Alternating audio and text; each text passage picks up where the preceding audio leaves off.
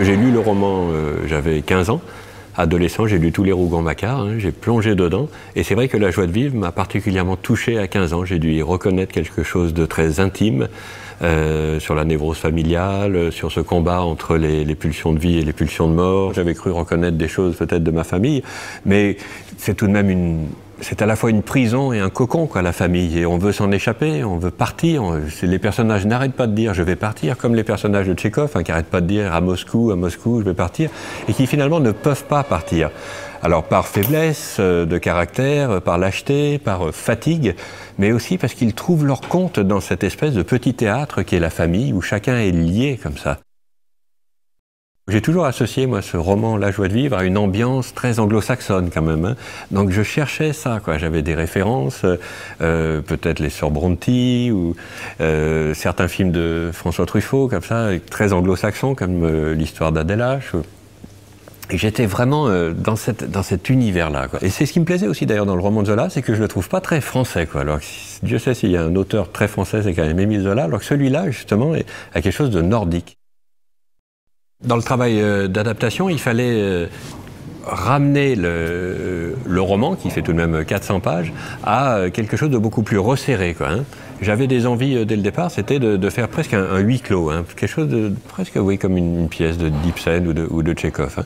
Et ensuite, moi, je n'arrivais pas à aller plus loin dans ce travail d'adaptation. J'ai eu envie de travailler avec Muriel Magellan, là, dont j'avais vu beaucoup de films qu'elle avait écrits, dont j'appréciais les romans, les pièces de théâtre. Et en travaillant ensemble, voilà, on l'a vraiment restructuré, mais tout en étant assez fidèle, hein, quand même jusque dans certains dialogues. Ce qui me plaisait aussi, c'était de reprendre des dialogues de Zola, quoi.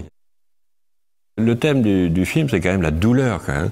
Douleur mentale qui devient une douleur physique, quoi, hein. C'est le coup de génie de Zola, quand même, d'avoir précédé finalement tout le psychosomatisme, hein, d'avoir montré que voilà, quoi, quand on tombe malade, c'est parce qu'à l'intérieur, il y a tout de même des soucis. C'est un combat contre les passions funestes, hein, contre l'avarice, contre la cupidité, la jalousie. C'est un combat contre la mort, quoi. Donc ce qui était passionnant à écrire et puis après à mettre en scène, c'est ça, c'est ce combat, quoi. Mais tout est avalé, quoi, hein, quand même, hein, par le noir, par la mort, quoi, en fait, hein, la mort guette partout. J'avais envie de séquences longues et aussi de faire sentir le temps. Donc c'est là encore un paradoxe, hein, j'aime bien les paradoxes, mais comment être à la fois tendu en permanence, hein, qu'on soit presque comme dans un film d'action, avec en même temps des choses qui sont longues, hein, quand même, hein, qui durent, et des silences aussi qui durent, enfin, qu'on soit suspendu à ce qui se passe, qu'en aucun cas ce soit une chronique. En effet, le fait que Freud ait écrit sur ce personnage féminin montre bien, quoi, à quel point c'est un mystère, quoi, hein, cette Pauline. Hein. Au début, on peut penser que c'est une victime, quoi, cette petite orpheline accueillie, adoptée par son oncle et sa tante, et qui tombe amoureuse de son cousin, et qui va se faire dévaliser, quoi, hein, de sa fortune, qui va se faire tout prendre, mais avec son accord, quoi, en fait. Hein. C'est quelqu'un qui a besoin d'être aimé, quoi, hein, qui est tellement contente de trouver un foyer, et qui dit que je peux bien tout donner, pourvu qu'on m'aime, hein. Et j'aimais beaucoup ça, quoi, hein. J'aime beaucoup ce thème du don de soi, quoi, hein. Qu'est-ce qu'on donne quand on se donne, et est-ce que c'est dans l'absolu, est-ce que c'est que du bien, ou est-ce que autre chose s'y mêle? C'est vrai, Anaïs de Moustier m'a quand même bouleversé, quoi, hein. Quand elle revient du mariage et qu'elle raconte à son oncle, voilà, le mariage c'était formidable, et qu'on sent que chaque mot lui fait mal, parce que c'est un personnage qui dit souvent le contraire de ce qu'elle pense, en fait, hein, de ce qu'elle éprouve en tout cas, hein. Elle dit que tout va bien alors qu'elle souffre. Elle dit à Lazare, mais va avec Louise, je suis contente et tout ça, alors qu'elle souffre l'enfer. Donc ça, quand même, voir cette actrice-là, c'est quand même bouleversant. Mon grand souci avec le personnage de Lazare, c'était qu'il ne soit pas que antipathique, quoi. Qu'on puisse comprendre comment un jeune homme et tout, peut être, en effet, à tendance dépressive, lâche, c'est humain, quoi. Donc c'était un des grands enjeux, hein, qu'on puisse quand même aimer ce personnage, quoi, comme Pauline. Et Swann me semblait vraiment l'acteur idéal pour le jouer, avec en plus un physique qui correspondait peut-être bien à l'époque. Ce qui donne peut-être la singularité à ce film, c'est qu'on se dit au début, ah bah d'accord, oui, c'est du patrimonial, c'est du costume, c'est du Zola, et puis tout d'un coup, peut-être dans la sonorité, on se dit, mais tiens, c'est presque parlé, joué comme un film contemporain. Et parce que c'est peut-être parfois ma réserve, parce que quand on voit certains films en costume, on a toujours l'impression que dès qu'on est en costume, tout devient un peu sérieux, et les gens se croient obligés et de parler fort, ou de dire un texte comme si c'était important, quoi. Alors que là, je voulais que ce soit quand même très quotidien, quoi, hein. Ben d'abord, c'est un travail que j'ai fait avec Gérard Simon. C'est le deuxième film que je fais avec ce chef opérateur, après Les Émotifs Anonymes, et je le trouve absolument talentueux.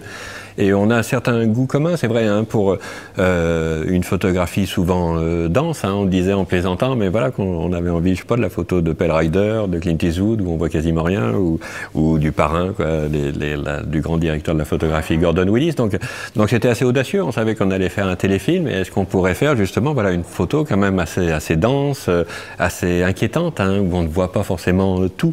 Peut-être ça participe de la singularité du film aussi, quoi. Voilà, ça n'est pas mis que sur le dialogue et sur ce qui se passe entre les personnages. Il y a aussi cette question d'ambiance, hein, encore une fois, ce côté maison hantée, vénéneux. On n'a pas pu faire tout ce qu'on voulait, hein, mais sur la plage, voilà, on a tourné une semaine d'extérieur, et finalement, en étant là toute la journée, on a eu plutôt de la chance, hein, et quand on entre très tôt, on a vraiment des lumières d'aube magnifiques.